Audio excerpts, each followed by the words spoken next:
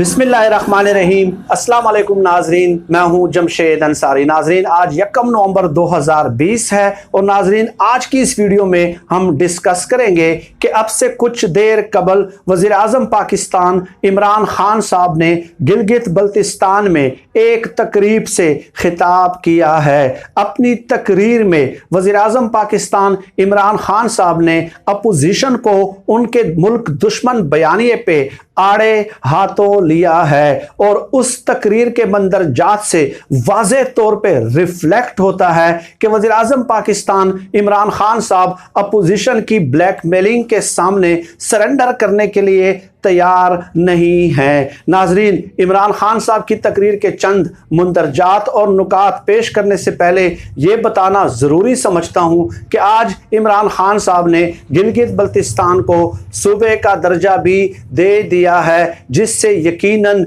नरेंद्र मोदी को और भारत को भी बहुत ज़्यादा तकलीफ हुई होगी, बल्कि यकीनन 100% उनको तकलीफ हुई होगी। लेकिन गिलगित बल्तिस्तान के शहरियों को अब वो तमाम हुकूक हासिल होंगे जो दूसरे सूबों के शहरी एक्सरसाइज कर रहे हैं। नाजरीन, अब बढ़ते हैं इमरान खान साहब की तकरीर के मंदरजात की जानिब। और उस तकरीर में इमरान खान साहब ने अयाज सादिक को भी एक नाम दिया, एक खिताब दिया, जो कि सोशल मीडिया पे गुज़श्ता चंद दिनों से सर्कुलेट भी कर रहा था।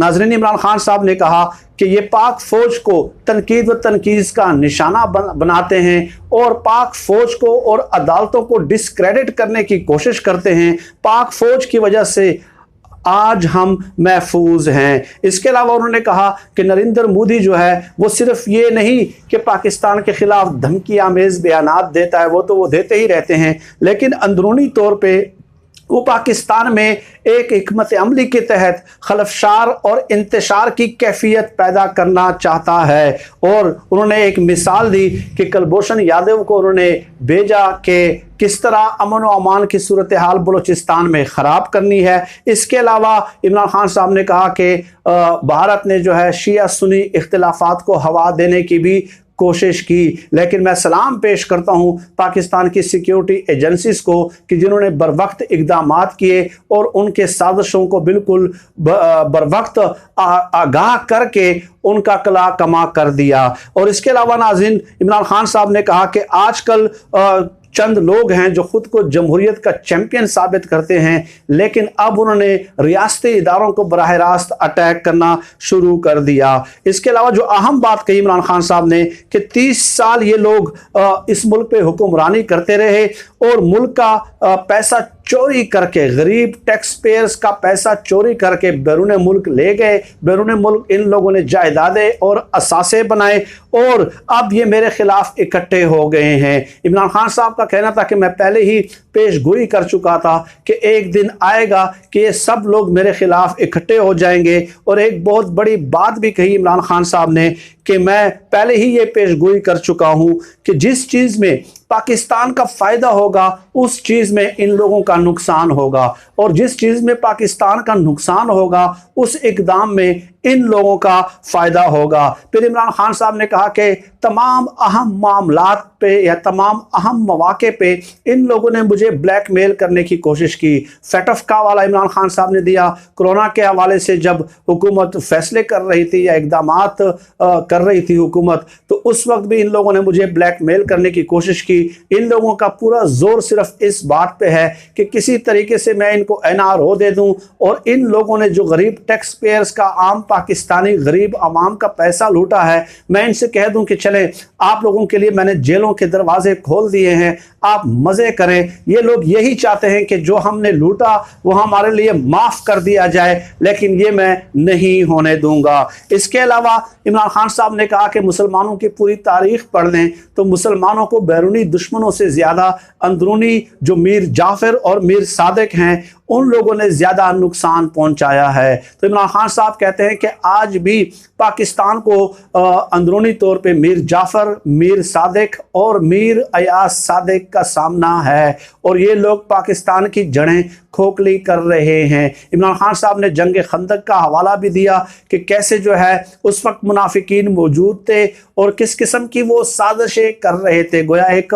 एनालॉजी क्रिएट करने की कोशिश की इमरान खान साहब ने, और डेफिनेटली इसमें हकीकत भी है कि अंदरूनी दुश्मनों की पहचान ज़रा मुश्किल हो जाती है, या लेट या ताख़ीर से होती है, तो वो अपना काम मुकम्मल कर चुके होते हैं। तो और बैरूनी दुश्मनों से तो जाहिर है सब लोग चौकन्ना रहते हैं, उनका तो पहले से ही इल्म होता है। भारत के बारे में किसको शक है, पाकिस्तान का एक एक बच्चा उनसे आगाह है। और लेकिन डेफिनेटली ये लोग जो है ना जहर अफशानी करते हैं, लोगों की जहन साजी करते हैं एक मुल्क दुश्मन बयानिया की आड़ में, और उसको जमहूरियत का नाम भी साथ देते हैं। इमरान खान साहब ने कहा कि अब इन लोगों ने बराह रास्त आर्मी चीफ, पाक फौज और DGISI को टारगेट करना शुरू कर दिया है। लेकिन अगर ये डाकू लोग इन अफराद से खुश नहीं हैं या इन इदारों से खुश नहीं हैं, तो दैट मीन्स कि ये इदारे भी ठीक हैं और ये अफराद भी ठीक हैं, आर्मी चीफ भी ठीक है और DGISI भी ठीक हैं। क्योंकि डरना तो उस वक्त चाहिए, जैसे कि इमरान खान साहब अक्सर कहते रहते हैं,